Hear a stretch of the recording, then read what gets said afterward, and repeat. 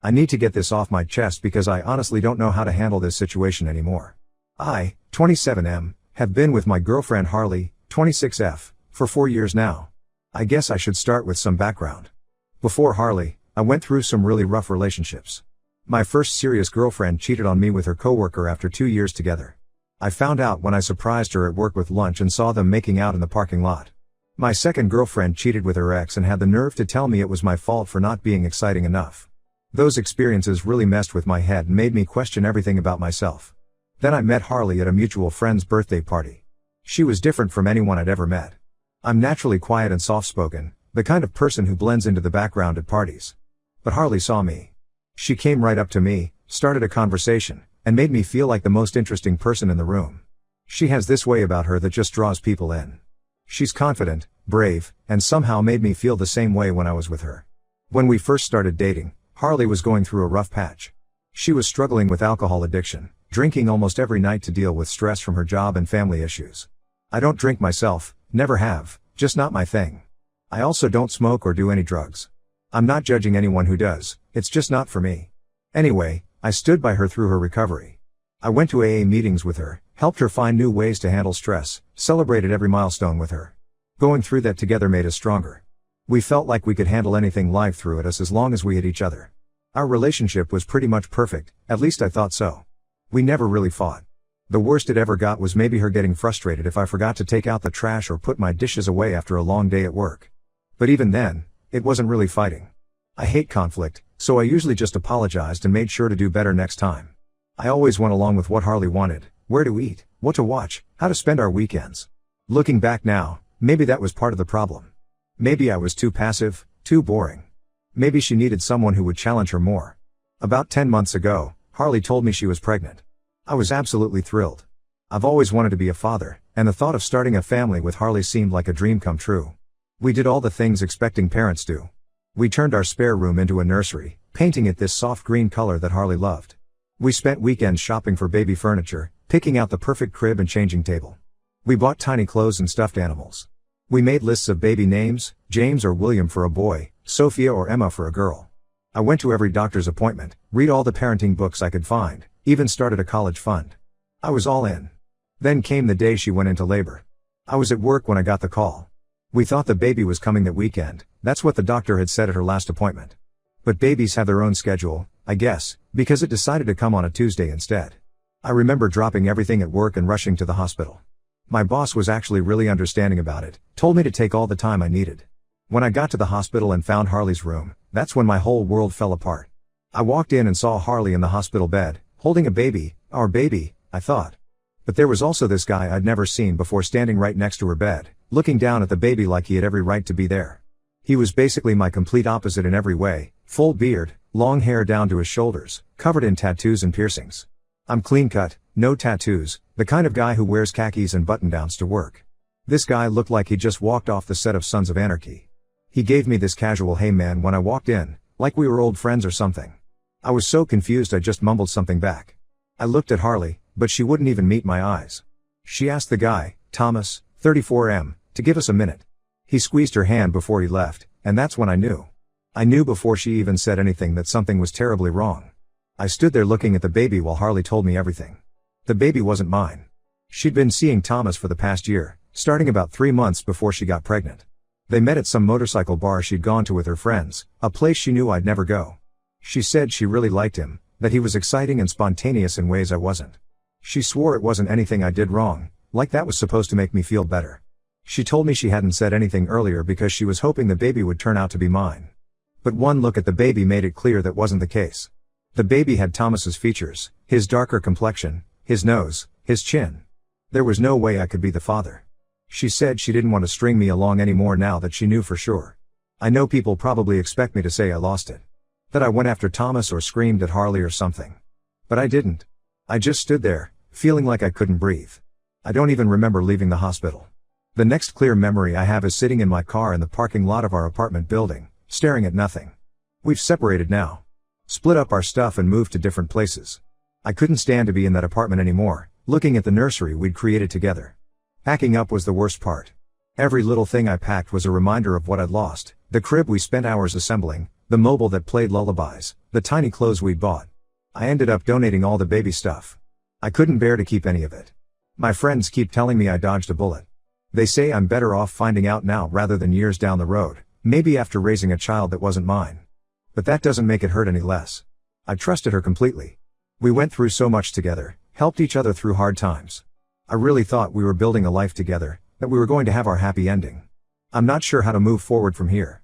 Everything still feels fresh and raw. I keep replaying the last year in my head, wondering if there were signs I missed. Should I have noticed when she started going out more with her friends? When she started being more protective of her phone? When she seemed less interested in planning the baby's room? Part of me wants to be angry, but mostly I just feel empty. I've blocked Harley's number and all her social media. I'm staying with my brother for now until I figure out what to do next. I just can't believe this is my life now. Edit. Thank you everyone for the support and advice. I'm trying to read through all the comments. And no, I'm not considering taking Harley back, no matter what she says or does. Update 1. It's been about 3 weeks since my last post. First, I want to thank everyone for their support and advice. Reading through all your comments really helped me feel less alone in all this. A lot has happened since then, and I needed some time to process everything before I felt ready to update. Last week, Harley showed up at my workplace. I was heading out to lunch when I saw her standing next to my car in the parking lot. She looked terrible, dark circles under her eyes, messy hair, wearing what looked like the same clothes from yesterday. At first, I tried to walk past her like I didn't see her. I wasn't ready to face her, didn't think I'd ever be ready. But she started crying and grabbed my arm, begging me to talk to her. A couple of my coworkers were walking by, and I didn't want to make a scene, so I agreed to 5 minutes. We sat on a bench outside my office building. That's when Harley told me everything that's been happening with Thomas. Apparently, life with her dream man isn't turning out like she hoped. Thomas has shown zero interest in being a father. He spends most of his time planning motorcycle trips with his friends, leaving her alone with the baby for days at a time. When he is home, he gets angry about the baby crying and complains that he can't sleep. He hasn't changed a single diaper or gotten up for any night feedings. According to Harley, he told her that he never wanted kids and that she trapped him into the situation. The worst part is he's still going on his weekend motorcycle trips like nothing's changed. Last weekend, he left on Friday morning saying he'd be back Sunday night. He didn't come back until Tuesday afternoon. Didn't call, didn't text, just showed up like nothing was wrong. When Harley tried to talk to him about it, he told her she was being clingy and that he needed his freedom. Then she dropped the real reason she came to see me. She wants me to consider being the baby's father. She went on this long speech about how she made the biggest mistake of her life, how she threw away something real for something that turned out to be fake. She talked about what a good father I would be, how stable and caring I am, completely opposite to Thomas. She even said we could pretend the baby was mine, that Thomas agreed to stay away if that's what I wanted. The whole time she was talking, I felt like I was going to be sick. All I could think about was that year of lies. A whole year where she could have been honest with me, but instead chose to lie every single day. She watched me set up that nursery, saw how excited I was about being a father, watched me read those parenting books and start a college fund, and said nothing. She let me believe I was going to be a father while knowing there was a good chance I wasn't. My brother, who I'm still staying with, thinks I should at least consider it. He says the baby is innocent in all this and deserves a good father figure. He pointed out that I was already prepared to be a father, had already fallen in love with the idea of raising this child. But he doesn't understand. Every time I look at that baby, all I would see is her betrayal. Every milestone, every birthday, every school event would be a reminder of how she chose Thomas over me. And what happens when the baby grows up and starts looking more like Thomas? What do we tell him then? Plus, there's the practical side of things. Even if Thomas says he'll stay away now, he's still legally the father. He could change his mind at any time and decide he wants to be involved. Then I'd have to watch this guy who Harley chose over me come in and out of the child's life. I'd have to see him and Harley at every major life event. I can't do that to myself. I told Harley I needed time to think about it, mostly just to get her to leave. She kept crying, saying she'd wait as long as I needed, that she knows now what really matters in life. But I already know my answer. I can't be that guy, the backup plan when things don't work out with the man she actually wanted. I'm not going to be her safety net just because her fantasy life with Thomas turned out to be a nightmare. My friends are split on this. Some think I should give it a chance, say that people make mistakes and deserve second chances. Others think I'm right to walk away, that taking her back would just show her that she can treat me however she wants and I'll still be there to pick up the pieces. The thing is, I don't think this is about second chances. This isn't about forgiveness. This is about respect and trust. Harley didn't respect me enough to be honest with me. She didn't trust me enough to tell me the truth when she first got involved with Thomas. Instead, she lied to my face every day for a year. She watched me build a future that she knew might be a lie, and she said nothing. I've been having trouble sleeping since she showed up at my work. Every time I close my eyes, I see her standing there with the baby, begging me to come back. Part of me, a very small part, wants to say yes. Not for her, but for the baby. But I know that would be a mistake. I'd be setting myself up for a lifetime of pain and resentment. I'm going to tell her no. I'm planning to send her an email making it clear that I don't want any contact from her. I'll also be talking to HR about not letting her into my workplace again. It's time for me to start healing and moving on with my life. Update 2. 2 months have passed since Harley asked me to be a father to her child. I know I said in my last update that I was going to send her an email telling her not to contact me, but things got complicated. I wrote the email, rewrote it about 20 times, but never sent it. Part of me felt like I owed her a face-to-face conversation after 4 years together. That was probably my first mistake. The past 2 months have been a roller coaster. I've been getting messages from mutual friends almost daily, telling me how Harley's really struggling. According to them, Thomas has completely abandoned her and the baby. He moved in with some friend in California, saying he needed to find himself or some bullshit like that. He hasn't sent any money or even asked about the baby since he left. She's had to move back in with her parents because she can't manage on her own. Our mutual friend Sarah told me Harley had to quit her job because she couldn't afford childcare, and her parents work full-time. She's burning through her savings, and Thomas won't even answer her calls about child support. Sarah said Harley spends most days just sitting in her old childhood bedroom, holding the baby and crying. Yesterday, everything came to a head when I ran into Harley's mother at the grocery store. I was in the cereal aisle when I heard someone call my name. I turned around and there she was, looking like she'd aged 10 years since I last saw her. She started crying right there in the middle of the store, telling me how Harley cries herself to sleep every night. How she keeps saying she made the biggest mistake of her life choosing Thomas over me.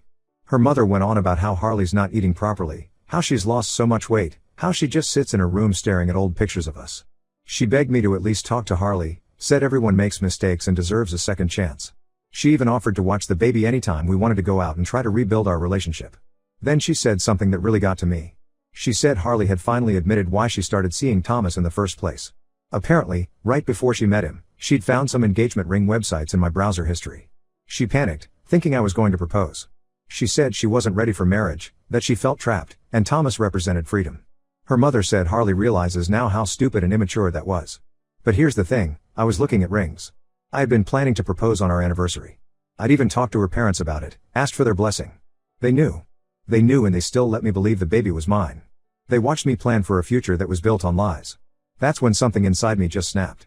Standing there in that grocery store, looking at this woman who had participated in her daughter's lies, I finally found my anger. I told her exactly what I thought. This wasn't a mistake. A mistake is forgetting to pay a bill or saying something thoughtless in an argument. What Harley did was a series of conscious choices over an entire year. She chose to start seeing Thomas instead of talking to me about her fears. She chose to keep seeing him after finding out she was pregnant. She chose to let me believe I was going to be a father. She chose to let me build a nursery, buy baby clothes, and plan for a future she knew might not be real. And her parents chose to watch it all happen and say nothing. I told her mother I was sorry Harley was struggling, but these were the consequences of her own actions. She wanted Thomas, wanted the excitement and freedom he represented, and now she has to live with that decision. I'm not going to be anyone's backup plan or safety net just because their first choice didn't work out. Her mother started saying something about the baby being innocent and all this, but I cut her off. I told her that the baby deserves better than to be used as a tool to manipulate me into a relationship.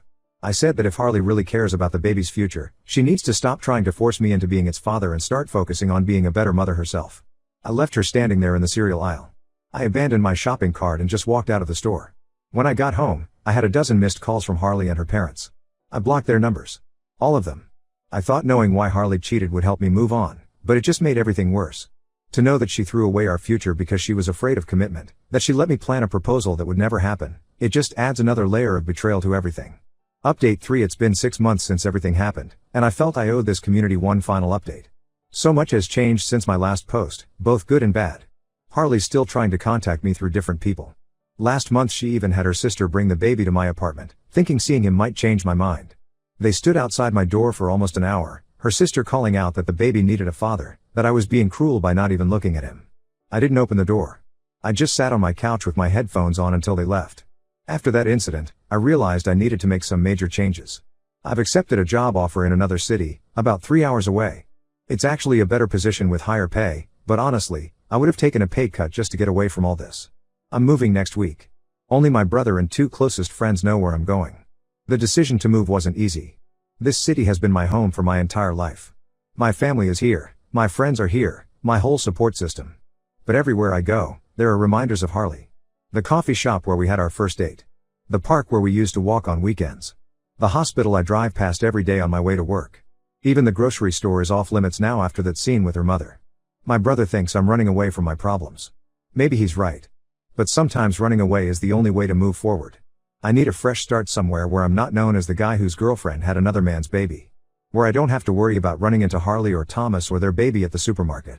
To everyone saying I'm being cruel by not helping Harley, I disagree. She made her choice when she decided Thomas was worth throwing away our relationship. She chose him over me every single day for a year. The fact that it didn't work out doesn't make me responsible for picking up the pieces of her life. I've started seeing someone new. It's very casual right now, and she knows everything that happened. She's been incredibly understanding about why I need to take things slow. It's nice to remember that not every relationship has to end in betrayal. I'm going completely no contact now. I've changed my number and deleted all social media. My email address will be changed once I start the new job.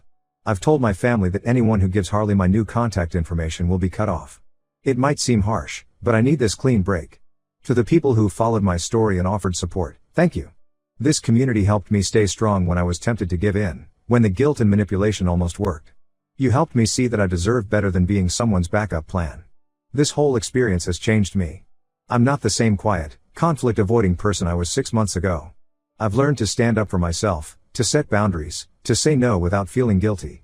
It's a painful way to learn these lessons, but sometimes that's how life works. So this is it.